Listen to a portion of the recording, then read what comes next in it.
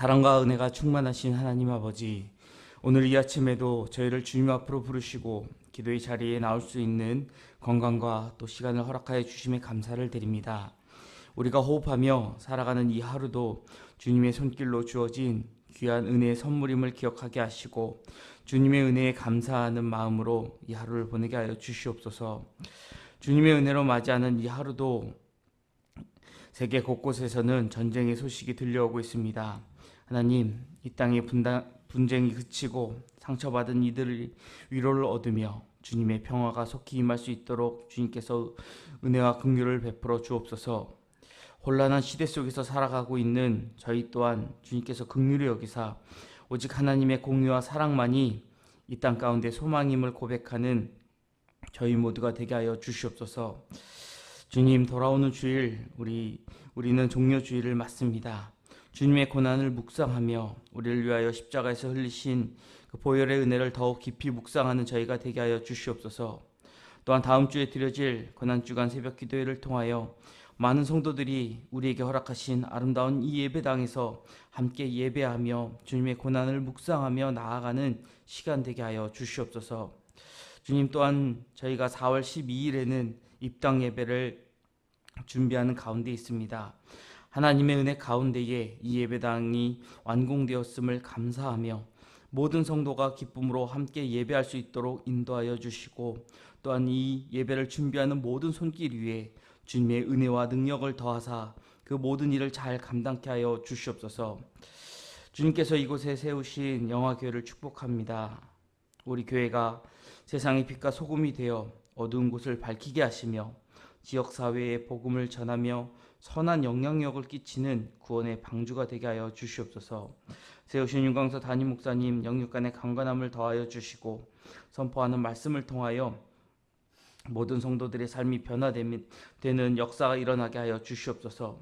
교회의 모든 재직들에게도 지혜와 능력을 주셔서 주님 맡겨주신 사명을 기쁨으로 감당하며 서로 합력하여 선을 이루어 나아가는 교회 공동체 되게 하여 주시옵소서. 하나님, 또한 저희 이웃들에게 선한 영향력을 끼치는 교회 될 수 있도록 저희 교회를 사용하여 주시옵소서. 귀하고 또 아름다운 이 성전을 저희에게 허락하여 주셨습니다. 저희만 예배하는 것이 아니라 저희가 전도하기에 힘쓰는 자들 되어 이 자리를 주님이 사랑하시고 또 구원하시기 원하는 그 영혼들로 채울 수 있도록 하나님 저희를 사용하여 주시옵소서. 믿음의 다음 세대가 말씀 안에서 잘 양육받게 하여 주시고 믿음의 세대로 거듭날 수 있도록 은혜로 채워 주시옵소서. 우리의 다음 세대가 세상을 버타여 살아가는 것이 아니라 오직 주님을 버타여 살아가며 주님의 뜻대로 나아가는 믿음의 자녀들 되기 원합니다. 우리에게 맡겨주신 믿음의 상급임을 기억하게 하여 주시고 나의 뜻과 나의 힘과 나의 능력으로 우리의 자녀들을 양육하는 것이 아니라 오직 하나님께 우리의 자녀들을 올려드리며 하나님의 뜻대로 우리의 자녀들을 양육할 수 있는 부모들 되게 하여 주시옵소서. 또한 우리의 자녀들의 믿음을 가르치며 교회 학교에서 헌신하는 많은 교사들이 있습니다. 우리 교회 학교가 부흥할 수 있도록 우리 교사들의 헌신을 기억하여 주시고 하나님, 우리의 자녀들의 세대에 청년의 때에 정말 하나님을 알아갈 수 있는 은혜가 우리 자녀들에게 임할 수 있도록 찾아가 만나주시고 인도하여 주시옵소서. 주님, 또한 이 시간 영육간에 연약한 형제 자매들을 위하여 기도합니다. 육신의 병으로 고통받고 있는 이들, 마음의 상처로 인하여 괴로워하고 있는 이들, 영적으로 침체되어 어려움을 겪고 있는 이들을 주님의 손길로 어루만져 주시옵소서. 주님께서 그들의 아픔과 고통을 아시오니 치료의 손길로 어루만져 주시고 속히 회복의 은혜를 허락하여 주시옵소서. 또 해외 유학 출장 출타 중인 성도들이 있습니다. 또한 나라를 지키기 위하여 군에서 복무 중인 우리의 자녀들이 있습니다. 하나님, 우리의 자녀들이 어디 있든지 주님의 강한 손으로 붙들어 주시고 그들이 어디 있든지 주님의 보호하심 속에 평안을 누리며 각자의 자리에서 주님과 동행하는 삶을 살아가게 하여 주시옵소서. 하나님, 이 시간 드려진 예배가 하나님께 상달되는 향기로운 제물이 되기를 원합니다. 우리에게 주신 말씀을 통하여 우리의 심령이 새로워지게 하여 주시고 오늘 하루 마주하는 모든 선택과 또 행동이 주님의 기쁨이 되는 믿음의 삶을 살아갈 수 있도록 인도하여 주시옵소서. 이 시간도 이곳에서 우리와 함께 하시며 우리 예배를 드리실 영원한 생명 되시는 예수 그리스도 이름으로 기도드립니다. 아멘. 계속해서 마태복음 26장 26절로 35절의 말씀 우리 함께 보도록 하겠습니다. 마태복음 26장 26절로 35절까지의 말씀입니다. 저와 한 목소리로 봉독하도록 하겠습니다. 그들이 먹을 때에 예수께서 떡을 가지사 축복하시고 떼어 제자들에게 주시며 이르시되 받아서 먹으라 이것은 내 몸이라 하시고 또 잔을 가지사 감사 기도하시고 그들에게 주시며 이르시되 너희가 다 이것을 마시라 이것은 죄사함을 얻게 하려고 많은 사람을 위하여 흘리는 바 나의 피 곧 언약의 피니라. 그러나 너희에게 이르노니 내가 포도나무에서 난 것을 이제부터 내 아버지의 나라에서 새 것으로 너희와 함께 마시는 날까지 마시지 아니하리라 하시니라. 이에 그들이 찬미하고 감람산으로 나아가니라. 그때 예수께서 제자들에게 이르시되 오늘 밤에 너희가 다 나를 버리리라. 기록된 바 내가 목자를 치리니 양의 떼가 흩어지리라 하였느니라.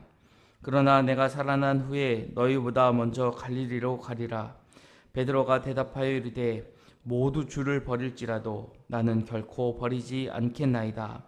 예수께서 이르시되 내가 진실로 내게 이르노니 오늘 밤 닭 울기 전에 내가 3번 나를 부인하리라. 베드로가 이르되 내가 주와 함께 죽을지언정 주를 부인하지 않겠나이다 하고 모든 제자도 그와 같이 말하니라. 아멘. 오늘 본문은 아주 유명한 명화죠. 레오나르도 다빈치의 최후의 만찬이라는 그 제목으로 알려진 예수님과 제자들이 이제 유월절 마지막 식사를 하는 그 식탁의 모습이 그려져 있습니다. 주님과 제자들의 마지막 식탁은 은혜와 실패, 또 용서와 넘어짐이 함께 드러나는 그러한 자리였습니다. 오늘 이 말씀 앞에선 우리 모두 성찬과 예배에 참여하면서도 여전히 넘어지고 흔들리는 그러한 연약한 제자들이 아닐 수 없을 것입니다. 우리가 신앙생활을 하면서 때로는 넘어지고 또 좌절을 맛보기도 합니다. 하지만 우리가 쓰러진 채로 그냥 낙심하고 낙담하고 그 자리에 주저앉는 것이 아니라 우리는 반드시 다시 일어나 주님이 가신 그 길을 따라가야 할 것입니다. 그렇다면 어떻게 우리는 이 복음을 다시 붙들고 끝까지 주님을 따르는 그 믿음의 길을 걸어갈 수 있을까요? 먼저 주님이 우리에게 베풀어 주신 이 주님의 식탁, 이 식탁은 우리를 위한 언약과 용서를 선포하는 자리라는 것을 우리가 기억해야 합니다. 우리가 이제 곧 부활주의를 맞이하게 될 텐데 우리가 교회의 절기에 따라서 우리 교회에서도 성찬을 이제 거행하죠. 이 성찬을 한다라고 하는 것, 성만찬을 한다라고 하는 것이 어떠한 의미인지 우리가 좀 생각해보는 그러한 시간들이 필요하다라고 생각되어집니다. 그냥 매년 이맘때 되면은 하는 그러한 연례 행사다, 그런 행사다라고 생각하고 가볍게 참여하는 것이 결코 아니라 우리가 정말 이 시간이 주님께서 나를 위하여 당신의 몸과 피를 나눠주신 시간이다라는 것을 우리가 기억해야 한다라는 것이죠. 성찬이란 자리는 그런 자리다라는 것이죠.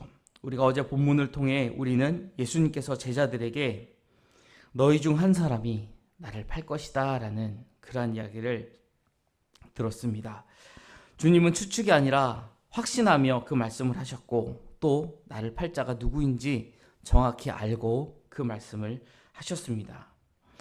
뿐만 아니라 당신을 팔아넘길 제자 가룟 유다죠. 이 가룟 유다 이외에 다른 제자들 역시 결국 예수님을 버리고 모두 도망갈 것을 알고 계셨다라는 것을 오늘 읽은 본문 후반부에 주님은 말씀하십니다.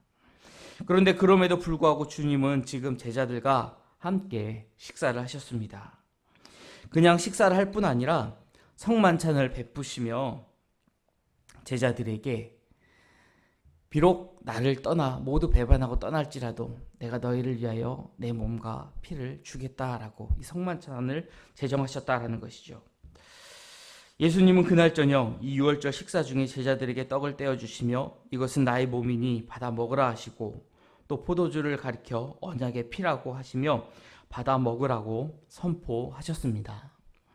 이 장면은 이스라엘 백성이 애굽에서 지켰던 유월절 어린 양의 피로 죽음에서 건짐받았던 그 사건을 떠올리게 하는 장면입니다. 이제 참된 어린 양이신 예수님께서 자신의 몸과 피로 우리와 새 언약을 맺으신다라는 뜻을 갖고 있다라는 것이죠. 또 예수님은 이 식탁이 언젠가 하나님 나라에서 완성될 잔치로 이어질 것을 제자들에게 약속해 주십니다. 이 땅에서 끝나는 것이 아니다. 천국에서 내가 너희와 다시 이 잔을 나눌 것이다. 주님은 떡과 잔을 통해 구원의 은혜를 기억하게 하시고 다시 제자의 삶을 살도록 초대하신 것입니다. 이 은혜의 부르심 앞에 믿음으로 응답하는 성도가 되기를 소망합니다. 다음으로 주님이 우리의 연약함을 아시고 회복시키는 분이시라는 것을 우리는 꼭 기억해야 할 것입니다. 유월절 식사가 끝난 후에 예수님과 제자들은 찬송을 부르며 감람산으로 갔다라고 오늘 본문은 기록하고 있습니다. 이때 주님은 제자들에게 모두 곧 두려움에 사로잡혀서 뿔뿔이 흩어지게 될 것이다 라고 말씀하십니다. 그런데 그럼에도 불구하고 다시 살아나신 후에 제자들보다 먼저 갈릴리로 가겠다고 약속하셨습니다. 제자들이 결국 예수님께서 부르셨던 그 갈릴리 호수로, 그 갈릴리 바다로 디베라 호숫가로 돌아갈 것을 알고 계셨다라는 것이죠. 너희가 그곳으로, 내가 처음 너희를 부른 곳으로 원점으로 돌아가겠지만 나는 너희보다 먼저 그곳에 가서 다시 너희를 기다리겠다 말씀하는 것이죠. 제자들이 넘어질 것이라는 사실뿐 아니라 부활 이후에 다시 만날 자리까지도 지금 예고하고 계신 것입니다. 사랑하는 여러분, 우리도 신앙의 길에서 넘어지지 않겠다고 다짐합니다. 하지만 현실의 두려움과 또 유혹 앞에서 아주 처참히 무너질 때가 있다라는 것이죠. 그때 우리는 스스로 포기하거나 하나님께 버림받았다라는 생각을 할 수도 있습니다. 하지만 속지 마시기 바랍니다. 그것은 사탄이 주는 생각입니다. 하나님으로부터 우리가 점점 멀어지도록 하게 하는 그들의 계략일 뿐이라는 것이죠. 주님을 배반했다고, 내가 주님을 잊었다고 주님이 어떻게 너가 나에게 이럴 수 있느냐, 내가 십자가에서 너를 위하여 물과 피를 쏟으며 내 생명까지 내어 주었는데 너가 어찌 나에게 이럴 수 있느냐, 결코 그렇게 말하실 분이 아니라는 것입니다. 어느덧 나에게 찾아와 나에게 손 내미시며 다시 일어서라고 나를 잡아주시고 내 등을 미시는 그분이 바로 나를 위하여 십자가에서 물과 피를 쏟으신 주님이십니다. 넘어진 자리에 머물지 말고 부활하신 주님이 부르신 회복의 자리로 돌아가는 성도가 되기를 바랍니다. 비록 주님을 따라가는 길에서 우리는 유한한 존재이기 때문에, 부족한 존재이기 때문에 실족하고 넘어질 수 있습니다. 그러나 그렇다 할지라도 나를 찾아와 손 내미시며 일으켜주시는 주님을 믿고 일어서는 우리 모두가 되기를 소망합니다. 마지막으로 끝까지 우리를 붙드시는 주님을 우리는 의지해야 할 것입니다. 예수님의 말씀을 들은 베드로는 모두 주님을 버릴지라도 나는 버리지 않겠다고 본문 33절에 이야기하고 있습니다. 그러나 주님은 그런 베드로의 말을 들으며 그날 밤 닭이 울기 전에 베드로가 3번 당신을 부인할 것이라고 베드로에게 말씀하십니다. 그럼에도 베드로는 주님과 함께 죽을지언정 결코 부인하지 않겠다고 강하게 이야기하며 장담하면서 다른 제자들 역시 마찬가지로 다짐하는 모습을 오늘 우리에게 보여주고 있습니다. 그러나 얼마 지나지 않아 예수님께서 하신 그 모든 말씀이 현실이 되었다라는 것을 우리는 이미 알고 있습니다. 삶의 자리에서 만나는 두려움과 유혹 앞에서 우리의 다짐은 쉽게 흔들리곤 합니다. 우리 현실에서 우리 눈에 보이지 않는 하나님과 또 우리 주님의 약속보다 이 현실이 주는 두려움이 우리를 지배할 때가 있다라는 것이죠. 얼마든지 그럴 수 있다라는 것입니다. 그러나 우리의 그 연약함도 이미 주님은 알고 계신다라는 것입니다. 우리는 우리의 믿음의 능력이 우리 다짐의 이 강도에 있지 않다라는 것을 깨달아야 합니다. 내가 다른 사람들 앞에서 베드로와 같이 큰 소리 빵빵 치면서 내가 이렇게 신앙생활을 하겠노라, 내가 다시는 주님을 떠나지 않겠노라 하면서 때로는 세상의 유혹에 휩쓸려 쉽게 주의를 범하기도 하고, 또 주님 앞에서 사람들 앞에서 죄를 짓기도 할 수 있다라는 것이죠. 하지만 그렇다 할지라도 우리의 믿음의 능력은 끝까지 우리를 붙드시는 주님의 사랑, 실패 가운데서도 다시 일으켜 세우시는 주님의 은혜로부터 나온다라는 것을 기억하며 주님을 의지해야 한다라는 것입니다. 그렇기 때문에 우리는 날마다 주님 앞에 겸손히 나아가야 합니다. 내가 지금은 주님 앞에 바로 선 것 같지만 언제 다시 흔들려 쓰러지고 넘어질지 모르는 연약한 존재이기 때문에 언제나 주님의 은혜를 구하며 주님께서 붙들어 주실 것을 구하며 주님 앞에 겸손히 나아가야 할 것입니다. 주님께 간구할 때 주님이 우리를 붙드시며 또 우리가 주님께서 걸어가신 그 길을 온전히 나의 십자가를 지고 따라갈 힘을 부어 주실 것입니다. 연약한 우리를 외면하지 않으시고 사랑으로 끝까지 인도하시는 우리 주님을 의지하시기 바랍니다. 사랑하는 여러분, 오늘 본문은 연약한 제자들을 긍휼히 여기시고 끝까지 붙들어 주신 우리 주님의 그 은혜를 보여주고 있습니다. 우리도 제자들의 모습과 다르지 않습니다. 어떻게 예수님의 수제자라고 하는 베드로가 저렇게까지 이야기하고 예수님을 심지어 저주하면서까지 부인할 수 있느냐? 우리는 그렇게 생각할지 모르지만 우리도 동일하게 그러한 존재들이라는 것입니다. 또 한편으로 그 모습이 우리에게 큰 위안이 되기도 합니다. 예수님께서 직접 부르셨고 직접 3년 반이라는 시간을 데리고 다니시면서 제자 교육시켰던 예수님의 12 사도들마저도 그 정도인데 하물며 저희겠습니까? 때로는 우리가 실망하고 정말 주님이 보시기에도 실망할 모습을 보인다 할지라도 주님은 결코 우리를 포기하지 않으실 것입니다. 믿음의 능력은 우리의 결심이 아니라 믿음의 근원 되시는 우리 주님께 있다는 것을 우리는 기억해야 합니다. 능력의 주님, 생명의 주님을 의지하면서 우리는 제자의 길을 걸어가야 할 것입니다. 우리의 믿음의 여정 가운데 우리를 붙드시는 주님의 그 일하심이 우리의 인생 가운데 선명하게 드러나기를 간절히 소망합니다. 기도하겠습니다.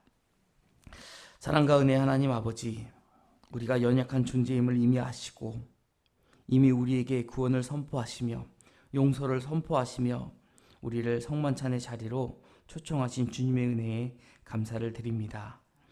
우리에게 당신의 몸과 또 피를 나눠 주시면서 이것을 받아 먹으라, 그리하여 나와 하나가 되라고 말씀하신 그 주님의 그 음성을 우리가 듣기 원합니다.